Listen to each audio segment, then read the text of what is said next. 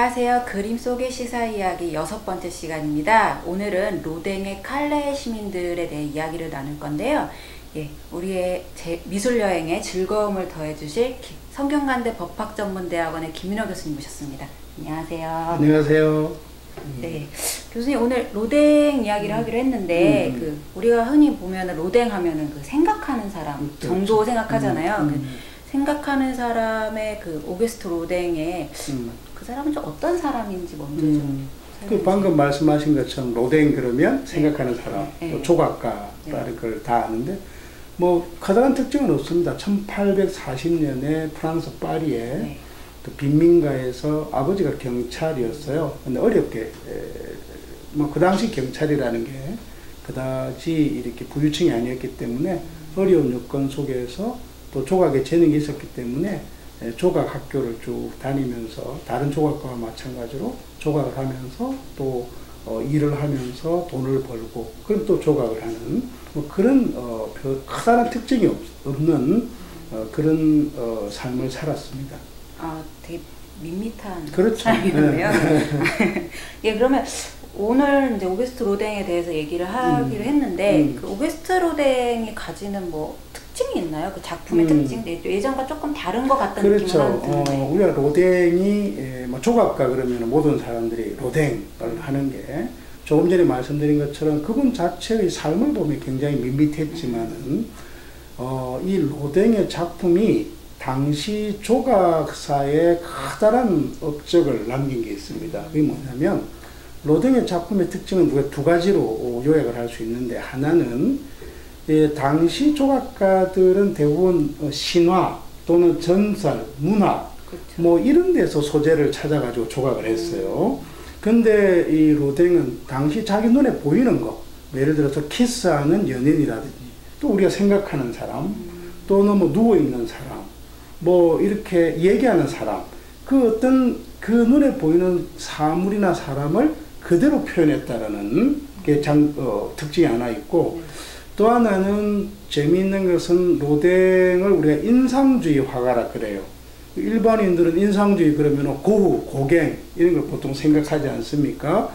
고흐의 작품을 보면 막 빛에 의해서 아주 빛의 강렬한 표현을 하고 있지 않습니까? 그런데 왜 그러면 조각에도 인상주의가 있을까라는 건 뭐냐면 당시의 조각은 대부분 겉면을 아주 매끄럽게 처리했어요. 매끄럽게 처리했는데 로댕은 조각의 겉면이 굉장히 거칠게 처리가 되어 있단 말이지. 그러니까 거칠면 어떻게 되겠어요?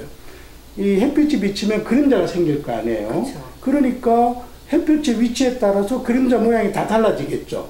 그러다 보니까 동일한 작품인데도 햇빛의 위치에 따라서 다 달라 보이는 거지. 그게 바로 인상주의다.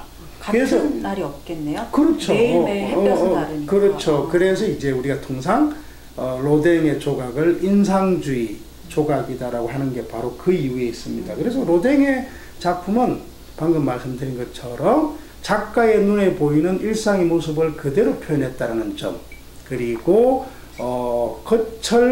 아주 거칠게 표현함으로써 햇빛 빛에 따라서 시각적 효과가 달리 나타내는 인상주의 기법을 사용했다는 점이 바로 특징이라고 할 수 있습니다. 아, 그렇구나. 그러면 이제 칼레 시민들 얘기를 좀 들어가 봐야 될 것 같은데 칼레 시민들을 통해서 저는 그러니까 역사적 얘기부터 좀 들어봐야 될 것 같아요. 칼레 시민들이 왜 만들어졌는지 역사 얘기 좀 해주세요. 그렇죠. 이제 칼레 시민이라는 게 그 프랑스 칼레라는 도시에 시에서 로댕에게 주문 의뢰해서 만든 작품이죠. 그러면 칼레시에서는 왜 그러면 그 로댕에게 그걸 주문을 했냐면 방금 말씀하신 것처럼 역사적인 배경이 있어요. 칼레가 어디냐면 여러분 영국하고 프랑스 지도를 보면은 영국과 프랑스가 가장 가까운 도보 해협이라 그러죠. 도보 해협을 바로 건너서 프랑스 그 지형이 칼레예요. 그러다 보니까 어떻게 했어요? 그 영국하고 프랑스하고 전쟁이 나면 그 당시 우리가 백년 전쟁이라고 하는데 14세기에 백년 전쟁 당시 영국은 에드워드 3세가 이제 통치를 하고 있었고 프랑스에서는 필리프 6세가 통치를 하고 있었는데 전쟁이 일어난 거죠. 백년 전쟁이. 근데 에드워드 3세가 전력이 굉장히 우수했어요. 그래서 이제 배를 타고 넘어와서 프랑스로 진격을 하는데 에드워드 3세 생각에는 깔레는 그 당시 아주 조그마한 도시이기 때문에 도브 해협을 건너서 깔레를 치고 파리까지 한꺼번에 쭉 이제 쳐들어간다, 진격한다 이런 생각으로 배를 타고 건너왔는데 이 깔레가 우리나라 행주 산성하고 똑같아요. 어린애 부녀자까지 전부 돌을 들고 나와서 투석전을 벌이고 끝까지 저항을 합니다. 그러다 보니까 에드워드 3세는 금방 넘어가서 갈 줄 알았는데 여기서 굉장히 많은 병사들이 영국 병사들이 죽음을 당하고 시간이 지체된 거죠. 그렇게 결국은 그런데 이 어이없는 거는 파리에 있는 프랑스 군대가 오질 않았죠. 지원군이. 왜 오질 않았냐면 어차피 하루 만에 몰락할 거라고 생각을 한 거지. 하루 만에 점령당할 거라고. 이렇게 오래 버틸 줄을 몰랐지. 그러니까 지원군은 오지 않고 영국군은 총 공격을 하고 하니까 결국 뭐 저항을 하다가 점령이 된 거예요. 에드워드 3세가 엄청 화가 났겠죠. 그러니까 에드워드 3세가 깔레의 모든 살아있는 거는 다 죽여버려라. 뭐 동물까지도 깔레에 있는 모든 살아있는 건 다 죽여버려라 하고 이렇게 얘기를 하죠. 근데 이제 그때 에드워드 3세 왕비가 그 아이를 그 이제 출산을 앞두고 있었는데 이 왕비가 에드워드 3세에게 그러죠. 우리 아이가 태어나기 전에 너무 많은 사람을 죽이면 아이한테 안 좋지 않겠느냐. 자비를 베푸시는 게 어떻겠느냐. 그래 에드워드 3세가 화는 나고 그래도 또 왕비 말도 맞는 것 같고 그러니까 그랬어요. 너희들 중에 다른 모든 시민을 위해서 자신에서 죽을 수 있는 사람 6명만 나에게 와라. 그러면 내가 다른 시민은 살려주겠다. 그렇게 얘기를 하죠. 그러니까 이제 시민들이 다 모였을 거 아니에요. 네. 6명을 뽑아야 되겠다. 그래서 그때 이제 장 피에르라는 귀족이죠. 장 피에르라는 사람이 내가 죽겠다. 그러니까 이제 나머지 뭐 상인이라든지 대상인이라든지 또 변호사라든지 이런 사람들이 이제 내가 죽겠다 해서 6명이 이제 자진해서 나온 거죠. 그 사람들이 이제 스스로 옷을 제수복을 입고 다리에다 쇠사슬을 묶고 에드워드 3세에게 가는 겁니다. 저희가 대신 죽겠다 라고 한 거죠. 그래서 이걸 이제 기념하기 위해서 깔레 시민들이 돈을 모아가지고 로댕에게 우리 그 선조들의 그 높은 뜻을 조각으로 만들어 주세요 해서 만든 작품이 바로 이 깔레 시민입니다.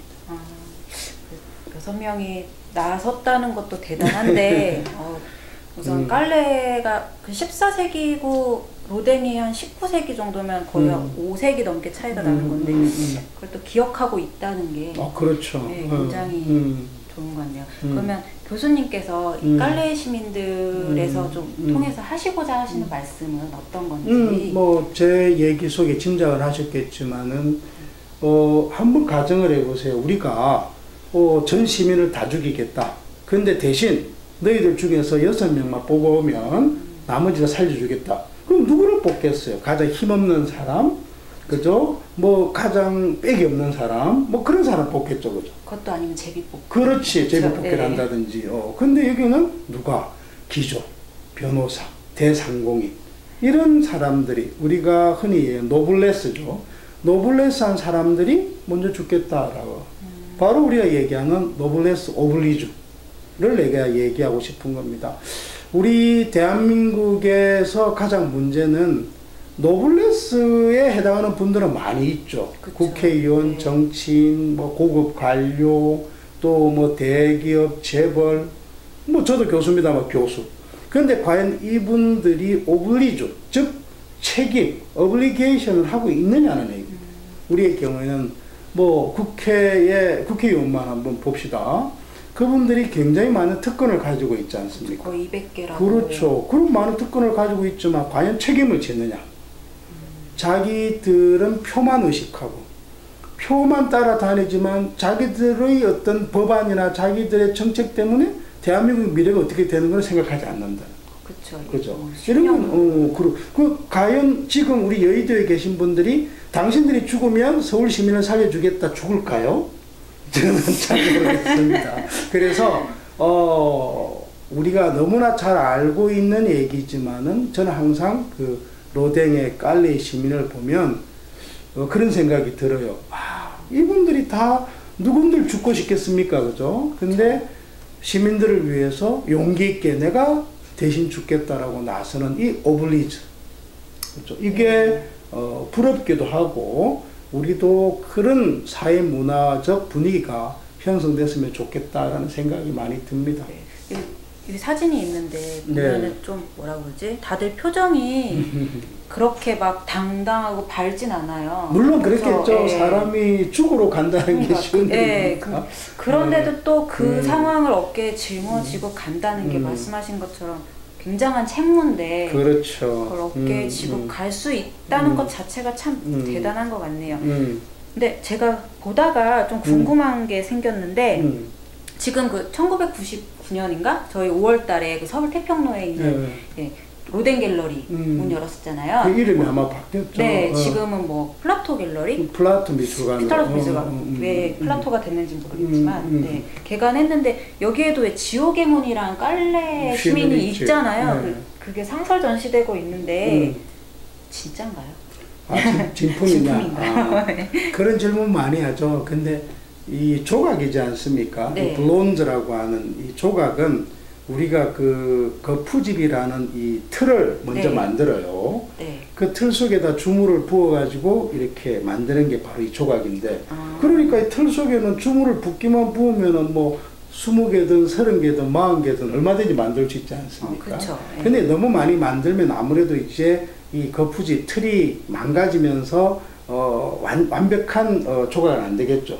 네. 그러니까 프랑스 같은 경우에는 자기들이 이 하나의 거푸집을 틀을 만들어서 12번째까지 찍어내는 것은 진품이다.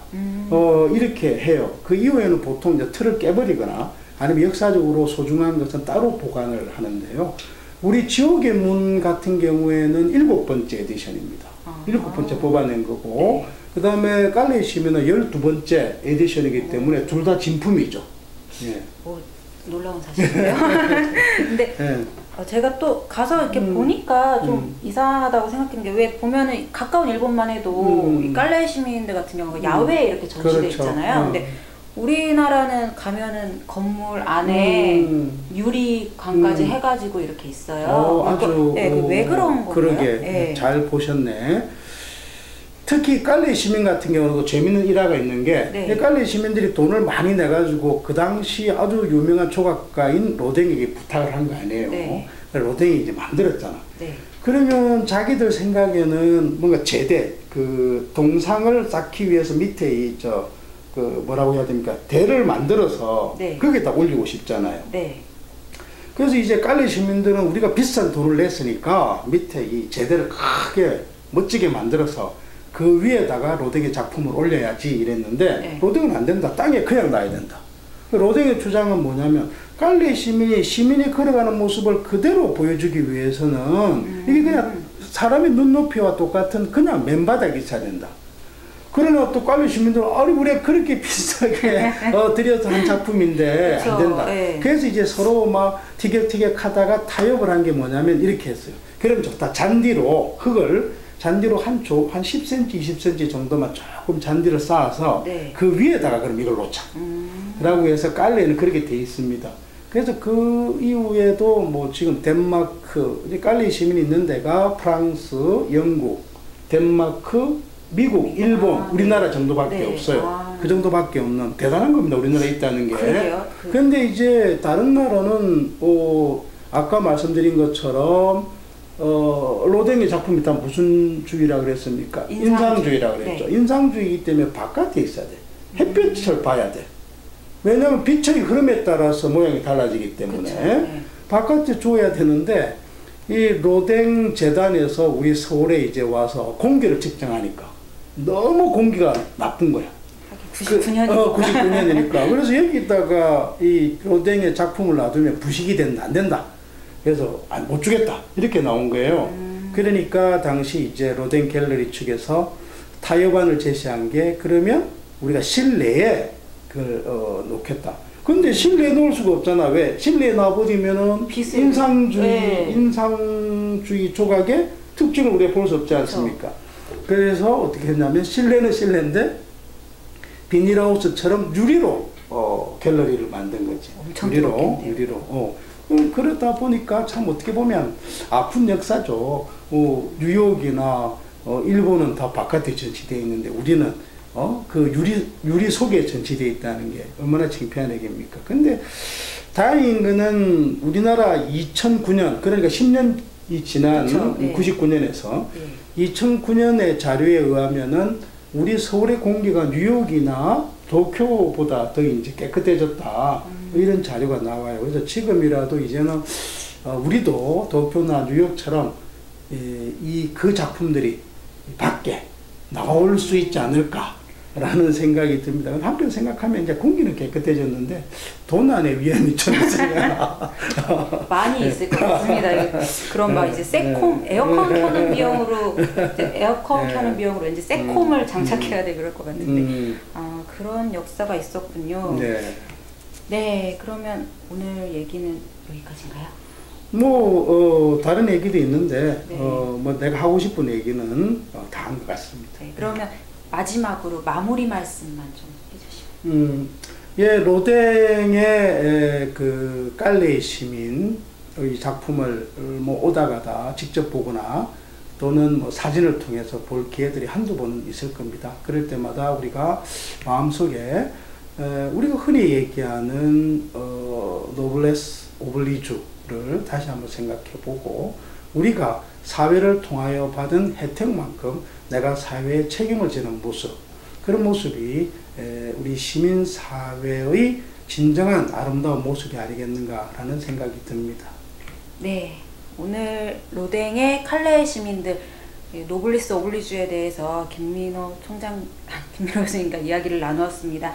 네, 다음 시간에 또 다른 그림으로 재밌는 이야기 나누어 보도록 하겠습니다. 오늘 이야기 여기서 마치겠습니다. 감사합니다, 교수님. 감사합니다. 감사합니다. 네.